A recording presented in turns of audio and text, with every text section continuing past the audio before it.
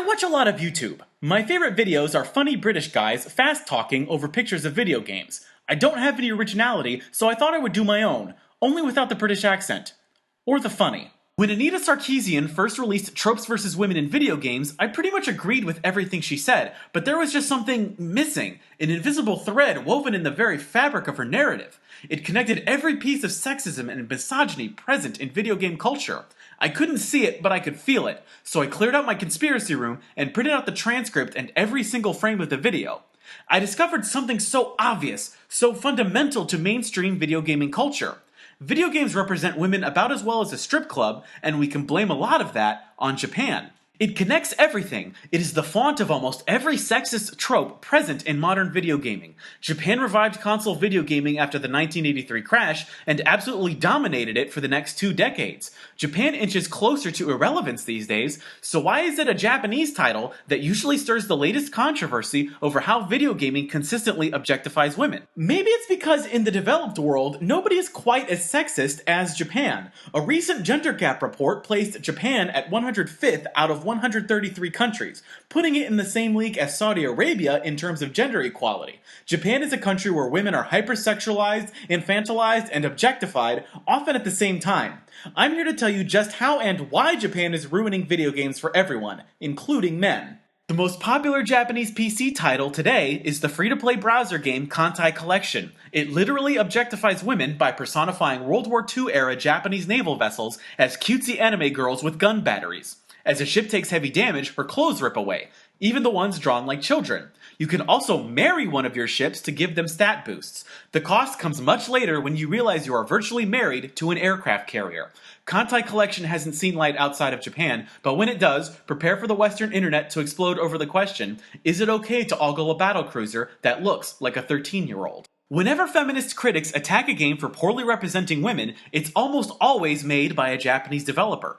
Polygon gave Dragon's Crown a lower score than most mainstream video game news websites. Why? Because of its objectifying art style, and that one scene where you can molest a woman bound in chains. When Square Enix's Bravely Default was released worldwide, the localization team had to create new, less revealing outfits for the female characters. They also had to increase everyone's age by 3 years, since the game contained sexual innuendo about teenagers. Personally, the worst culprit of Japan's cultural sexism is the Final Fantasy series. Square Enix took important and relatively well-written female characters and objectified the hell out of them in sequels that were supposed to focus entirely on them. These games were supposed to flesh out the characters and instead treated them like dress-up dolls. Final Fantasy X-2 focused on a team made exclusively of female characters, all of whom played dress-up to change abilities. Yuna, who went from Titus's sidekick to main character, transformed from respectable high priestess in Final Fantasy X to skanked-up gunslinger in Final Fantasy X-2. Lightning, a straight-laced soldier in Final Fantasy XIII, was turned into a fashion queen via DLC in Final Fantasy XIII, Lightning Returns. It's like Square Enix thought a female protagonist was intolerable to a male audience unless there was some way to objectify her. The women involved in tactical espionage action don't get a break either. Metal Gear Solid's Quiet sparked controversy for her rather unprofessional attire. A marksman dressing in a bikini to headshot terrorists looked weird. Metal Gear's creator Hideo Kojima explained that she wasn't designed to alienate the female audience. In fact, the move to, quote, make the character more erotic was meant to inspire cosplayers.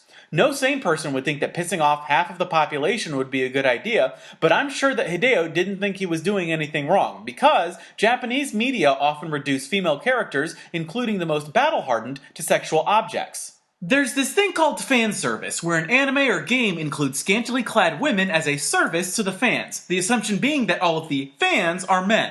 Sex is supposed to sell, so why aren't Japanese games selling well? When was the last time a Japanese title blew away critics, creating a standard against which all other games would be judged? Maybe it's because the rest of the world woke up and realized that women are about half of the potential global audience, and very few of those women want to be represented as sexual objects. Shouting Japan over and over again doesn't completely explain the rampant sexism present in video gaming culture. I can't draw a straight line between sexy RPG armor and 14-year-old boys sending rape threats to women on Xbox Live. But I can say this, and listen here, games journalists, and I know you're watching because of the huge amounts of views I get. The next time you complain about a video game that shamelessly objectifies women, it was probably made in Japan. Thanks for watching, and mahalo.